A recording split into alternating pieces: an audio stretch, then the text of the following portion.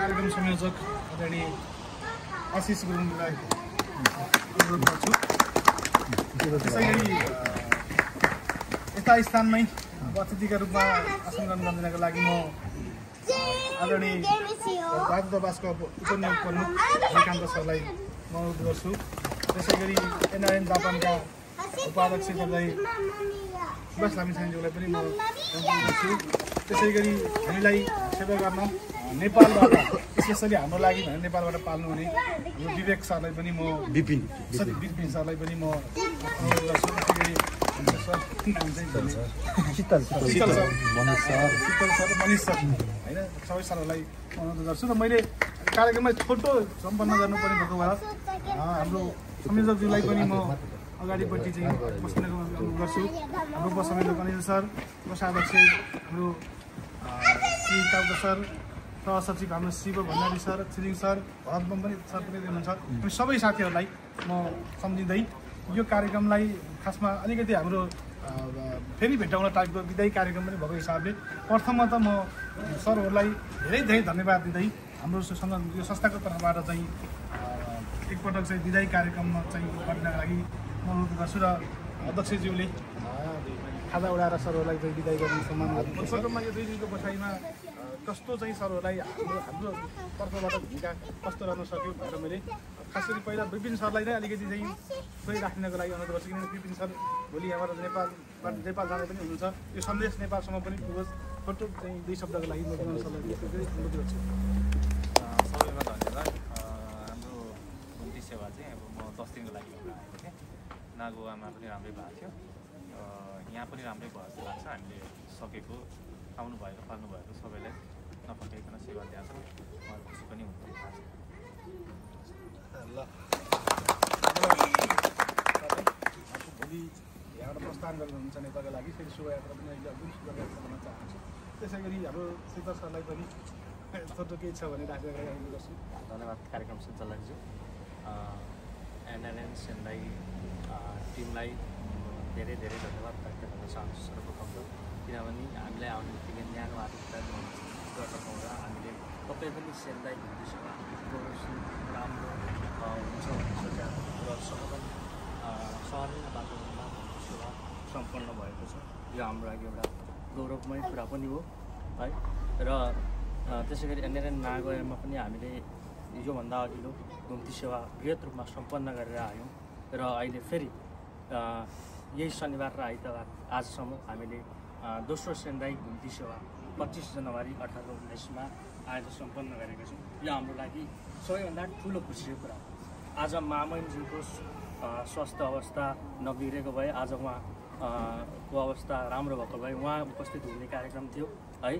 तर उहाँकै नेतृत्वमा रहेको राजदूतावासले आज हाम्रो टिमलाई हरिसरको नेतृत्वमा पठाएर आज हामीले दोस्रो सेन्दाई घुम्ती सेवा सम्पन्न गरेका छौँ। यो हाम्रो लागि एउटा महत्त्वपूर्ण कुरा हो। हामी नेपालीहरूको लागि सबैभन्दा गौरवको कुरा हो। किनभने हामी राजदूतावास स्वयं हामी सेन्दाई सिटीमा आएको छौँ।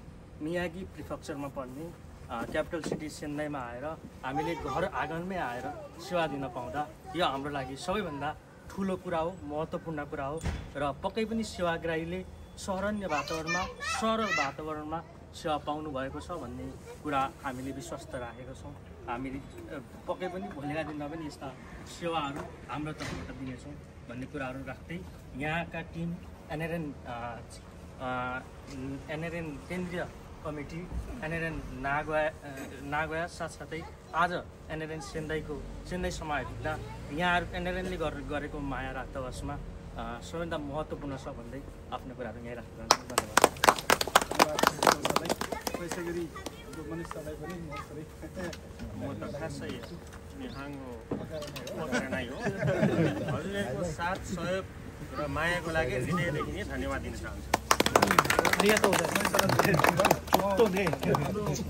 जापानको तर्फबाट म आदरणीय सुभाष दाईलाई पनि हामीलाई मार्गदर्शन गर्नको लागि हार्दिक अनुरोध गर्छु। सम्पूर्णमा नमस्कार।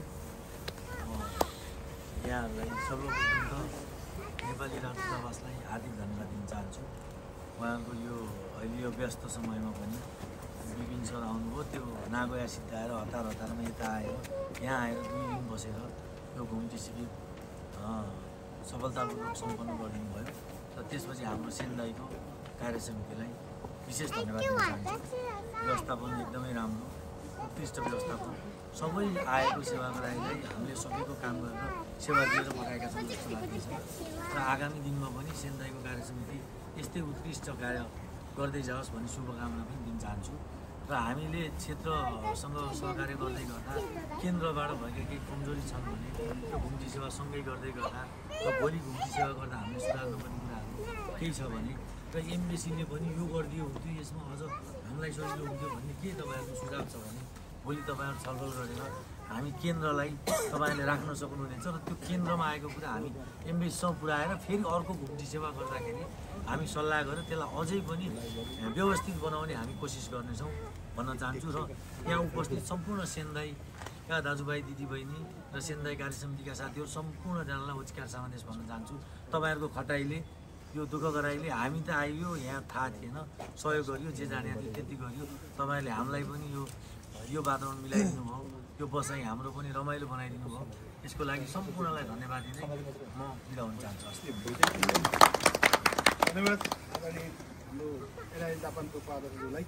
हामी आज यो दाईको यो खालको चाहिँ हाम्रो लागि चाहिँ समय प्रदान गरिदिनु भयो, खटाइ प्रदान गरिदिनु भयो। दाईलाई फेरि पनि म धन्यवाद दिन चाहन्छु। दाईसँग अझै लामो यात्रामा हामी यात्रा गर्न पाऊँ यो हाम्रो शुभेच्छा पनि छ।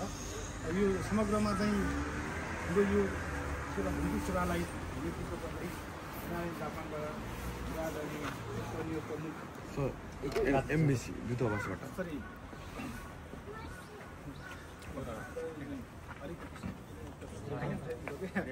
हरिहर कान्त सर यहाँ आइफोनमा आइपुग्नु भएको छ। हामीलाई उहाँले त्यो सेवा दिने त छँदै छ कि महत्त्वपूर्ण अरू धेरै सिकाइहरू हामीलाई दिनुभएको छ। हामी कहाँ जाने साथीहरू सबै नजिक गएर काम पनि गर्न पायौँ र सरको यो जुन लेभलको चाहिँ सहकारी भयो त्यो सहकारी अझ निरन्तर हुन पाइयोस् भन्दै सरलाई आफ्नो छोटो राख्नको लागि अनुरोध गरेको नागोएको सेन्दाईका एकदम सक्रिय नेतृत्व गरेर अध्यक्षज्यू संयोजक यहाँ जापानका उपाध्यक्षज्यू लगायत यहाँ धेरै कुराहरू हामी हिजो पनि गरिसक्यौँ। अब यो निश्चित रूपमा विधायीको क्षण राम्रो क्षण त होइन, जति विधायीको क्षण भनेको नराम्रै हो, छुट्टिनु पर्छ होइन, तर पनि सरले अलिअलि राम्रो त्यसलाई मिलाएर फेरि भेटौँला जस्तो कार्यक्रम गर्नुभयो। अलिकति सरले चाहिँ पनि अलिकति कूटनीतिक भाषा बुझिसक्नुभयो जस्तो लाग्यो। त्यसै गरी अब हामी यहाँ जतिजनालाई सेवा दियौँ, अब सङ्ख्यात्मक भन्दा गुणात्मकले त्यसले महत्त्व राख्छ। नेपालमा पनि हामी हेर्छौँ एकजना दुईजनाको लागि प्रमुख जिल्ला अधिकारी घरमै गएर नागरिकता दिनुभएको हुन्छ, त्यसले राष्ट्रव्यापी समाचार ल्याउँछ। यहाँ सङ्ख्याको कुरा होइन, पाउनुपर्नेले सेवा पायो कि पाएन त्यो महत्त्वपूर्ण विषय हो र यहाँ जहाँसम्म लाग्छ हामी त्यसमा एकदम राम्रो पक्ष भएको छ। पाउनुपर्ने सबैले पाएका छन्, एउटा त्यसलाई सबैले गर्वको रूपमा र खुसीको रूपमा ल्याउनुपर्छ। अर्को कुरा यहाँ भन्नै पर्दा के हुन्छ भने अब कामहरू यसरी यहाँको जुन सक्रियता छ, एउटा राहदानी लिने कन्सुलर सेवा लिने मात्रै पनि आज हामी त्यसमा मात्रै सीमित नहौँ भन्छु। अब आफ्नो क्षमता आफ्नो उपयोगिता के हुन्छ कहाँ हुन्छ भन्ने कुरा सबैले बुझ्नुपर्छ। जस्तो एउटा कस्तुरीले आफ्नो प्वाखको महत्त्वलाई थाहा हुँदैन, अरूलाई थाहा हुन्छ। त्यस्तै मैले वास्तवमा भन्न खोजेको कुरो के भनेपछि यो कन्सुलर सेवा बाहेक पनि नेपाली नागरिकले तपाईँहरूले सेन्दाईवासीहरूले नेपाल र जापानका सम्बन्धका आयामहरूमा पनि सक्रियता देखाउन सक्नुहुन्छ। त्यहाँ वास्तवमा नेपालीहरू सबैहरू अवैतनिक राज्यको प्रतिनिधि हुनुहुन्छ। अब हामी वैतनिक हौँ, हामीले सरकारबाट वेतन लिन्छौँ, हामी त गर्नै पर्छ। तर यहाँहरू पनि सबै अवैतनिक दूत हुनुहुन्छ, त्यसरी विचार गर्नुपर्छ। यहाँले त्यो आफ्नो भूमिका त्यसलाई लिनुपर्छ। यहाँ व्यापार प्रबन्धनका कुरा छन्, यहाँ दुई देश बिचका पर्यटन प्रबन्धनका कुरा छन्, यहाँको लगानी, यहाँको technology, hygiene technology Japan Nepal लैजाने कुरा छन्। त्यसै प्रकारका विभिन्न आयामहरू छन्। एउटा कूटनीतिक नियोगको काम त्यतातिर फोकस हुनुपर्छ र संसारमा भएको पनि त्यही हो। कन्सुलर सेवा त सामान्य हो, सेवा त पाउनै पर्छ, त्यो त अधिकारको कुरा हो, राइटको कुरा हो, हामी दिनैपर्छ। यसमा मात्रै नगरेर यसलाई मात्रै ठुलो नमानिकन एउटा चाहिँ नेपाल र जापान बिचको सम्बन्धलाई अझ विस्तार गर्ने, सिटी टु सिटी भ्रमण गराउने। नागोया मियागीका त प्रतिनिधि तपाईँ नै हुनु, हामी भन्नुपर्ने ठाउँमा हामी यहाँ सरकारको प्रतिनिधि ठाउँमा हामी भन्नुपर्ने ठाउँमा भनिहाल्छौँ। सबै हामी ठाउँ जान सक्दैनौँ। त्यस्तो ठाउँ स्थानहरूमा गएर सरकार नगर गाउँ र पिपुल टु पिपुल त्यस्तो सम्बन्ध विस्तार गर्नमा पनि अलिकति आफूलाई थोरै माथि उचाल्नै पर्छ।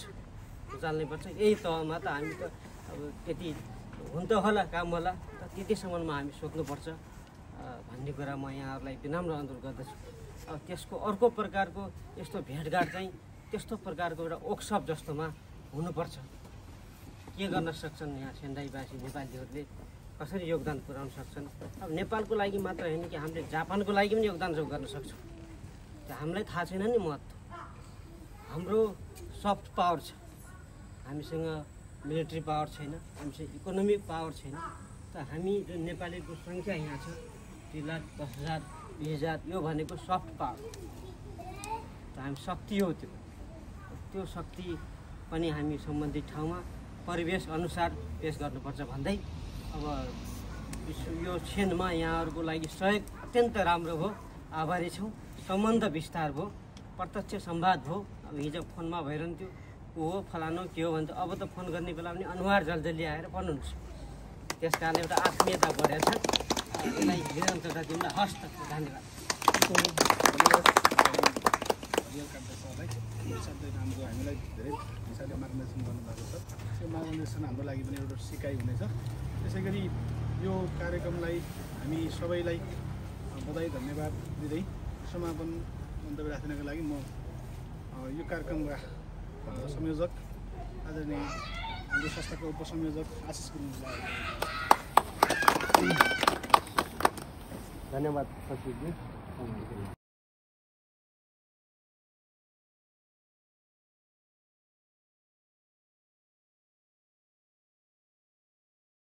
सर्वप्रथम त अब हाम्रो यो 2 दिनको घुम्ती शिविर कार्यक्रम चाहिँ एकदम सहज ढङ्गमा र कुनै होहल्ला विवाद रहित तरिकाले चाहिँ सम्पन्न भएको महसुस गरेको छु। र यो कार्यक्रम सफल बनाउन दिन रात नभनिकन खटिराख्नु हुने हाम्रा कार्य समितिका साथीहरू लगायतका हाम्रो भोलिन्टियर विभिन्न सङ्घ संस्थाका भोलिन्टियर साथीहरूले पनि धेरै सहयोग गर्नुभएको छ। यसमा यो कार्यक्रम सफल हुनुमा हामी मात्रै चेन्डाईवासीका हाम्रो यो चेन्डाई एनआरएम मात्रै नभएर विभिन्न सङ्घ संस्थाका अध्यक्षज्यूहरू भोलिन्टियर साथीहरूले पनि सहयोग गरेर यो सम्पन्न भएको छ। र उहाँहरू हाम्रो एमबिसीसँग चाहिँ अब यो हाम्रो दोस्रो पटक भए तापनि पहिलो पटकमा हामीले त्यस्तो खालको महसुस चाहिँ भएको थिएन। योपालि चाहिँ हामीले केही सुमधुर सम्बन्ध विस्तार गरेको मैले अनुभव गरेको छ। र अर्को वर्ष पनि हामीले सायद हामीलाई यो हाम्रो माया, हाम्रो ममता यो क्षेत्रलाई दिनुभएको तपाईँहरूको योगदान, तपाईँहरूले गर्नुभएको माया फेरि तपाईँहरूलाई यही टाइममा यही समयमा नै दिलाउनु हुनेछ भन्ने मैले आशा लिएको छु। र अरू हाम्रो संयोजकज्यूले पनि समग्रमा भन्नुहुन्छ होला। यति भन्दै मेरो 2 शब्द राख्न चाहन्छु। धन्यवाद हाम्रो कार्यक्रम संयोजकलाई। यसै गरी यो कार्यक्रमलाई समग्रमा जे जस्तो गरायो यो हाम्रो धेरै अनुभूतिहरू हामीसँग छ। आजको यो कार्यक्रमलाई औपचारिक हिसाबले समापन गरिदिनको लागि म संयोजक सन्देश दिन गर्छु। सबैजनालाई जप्नेको उच्चकारी समादेश पनि भन्नु छ। हाम्रो चेन्डाईमा चाहिँ अब राजदूतावासको संयोजकत्व एनआरएम जापानको चाहिँ आयोजना र हामीहरूको चाहिँ व्यवस्थापनमा भएको चाहिँ यो दोस्रो घुम्ती सेवा सेन्दाई पनि एकदमै चाहिँ सफल भएको महसुस गर्दै उहाँदेखि चाहिँ पाल्नुभएका राजदूतावासदेखि पाल्नुभएका हजुर सर्वनियुक्त टिम, नेपालदेखि पाल्नुभएका आदरणीय सरहरू र आदरणीय दाई सुभाष दाई लगायत मेरो चाहिँ हर दिन नभनिकन खट्नु भएका सम्पूर्ण कार्य समितिका साथीहरू चेन्नईमा रहेका सम्पूर्ण भारतीय सङ्गठन तथा विभिन्न निकायका साथीहरू लगायत चेन्नईवासी तोकुवासी सम्पूर्णलाई चाहिँ यो चिसो मौसममा पनि एकदमै चाहिँ न्यानो सेवा दिएर हामीलाई चाहिँ एकदमै उत्कृष्ट सेवा दिएर हामी चाहिँ 2 दिने घुम्ती सेवा सफल पारिदिनु भएकोमा सबैलाई धन्यवाद। साथै साइनो रेस्टुरेन्टको प्रोभाइडर मेरो आफ्नो आदरणीय साथी पनि हुनुहुन्छ, उहाँको टिमलाई पनि एकदम 2 दिन चाहिँ हाम्रो पाहुना अतिथिहरूलाई चाहिँ मिठो खाना खुवाएर चाहिँ स्वागत गरिदिनु भयो, त्यसको लागि पनि उहाँलाई पनि धन्यवाद। र यस ठाउँमा चाहिँ हामीले जति पनि चाहिँ आफ्नो चुनौतीहरू थिए पुराना सिकाइहरूलाई पनि थोरै बटुल्दै उहाँसँग केही सिक्दै यो 2 दिन प्रयासमा हामीले जे जति गर्न सक्यौँ, कहीँ कतै कमजोर रहेका भए पनि ताई लगायत सम्पर्कसँग केही क्षमा चाहन्छौँ र अघिल्ला आउँदो दिनहरूमा तिनीहरूलाई सुधार्दै अझै योभन्दा उत्कृष्ट कामहरू गर्न सकिएला भन्ने पनि अपेक्षा राखेका छौँ। र सचिवज्यूले जोड्नु भएको फेरि भेटौँला भन्ने शब्दलाई पनि सबैले मनन गरिदिनु होला। कहीँ न कहीँ शीर्षक फरक भए तापनि हामीहरूले चाहिँ तपाईँहरूबाट पाउने यो अभिभावकको जुन अपनत्व छ ती कुराहरूलाई चाहिँ घुम्ती सेवा भन्ने एउटा शब्दमा मात्रै नभएर अन्य नेपाली र नेपालीले नेपालीको लागि गर्ने जुनसुकै ठाउँमा पनि हामीले तपाईँहरूको चाहिँ अभिभावकत्व फेरि पनि अनुभव गर्न पाइयोस्। पटक पटक चाहिँ सम्झिएर खोजेर कोट्याएर आइदिनुहोस् न हजुर भनेर होइन कि तपाईँहरूले पनि हामीलाई खोज्ने, हामीले पनि तपाईँलाई खोज्ने, राज्यले जनतालाई खोज्छ, जनता राज्यकै हुन् भन्ने भावना भोलि पनि भइदियोस्। किनभने चाहिँ पासपोर्टको चाहिँ समय सकिँदाखेरि घुम्ती सेवा आइदिएर मात्रै राजदूतावास भएको भन्ने त्यो पनि हुँदैन, किनभने राजदूतावासको काम त्यति मात्रै पनि होइन हुन पनि। र भोलिका दिनमा अन्य कुराहरूमा चेन्नईवासीको ठाउँमा यो टोकुमा चाहिँ के कति कुराहरूको चाहिँ आवश्यकता रहेछ, कति चाहिँ कस्तो खाले मान्छे बसेका छन्, के कुराको चाहिँ आवश्यकता रहेछ, हामीले के दिनु रहेछौँ भन्ने कुराहरू पनि कहीँ हजुरहरूले पनि महसुस गरिदिनु भयो होला भन्ने लागेको छ। त्यसमा हामीले धेरै थोरै गुनासाहरू, धेरै थोरै हाम्रो आकाङ्क्षाहरू, कहीँ कतै तिक्तताहरू पनि सुनाइयो होला। त्यो बिचमा भएका कहीँ कतै केही कमी कमजोरी भएको रहेछ भने मेरो सम्पूर्ण टिमको तर्फबाट फेरि थोरै माफी पनि माग्न चाहन्छु र भोलिका दिनहरूमा योभन्दा अझै उत्कृष्ट कामहरू गरेर हजुरहरूलाई फेरि यहाँ चेन्नईमा यो तोकुमा स्वागत गर्ने कुनै एउटा दिन बनाउँला भन्ने पनि अपेक्षा गरेका छौँ।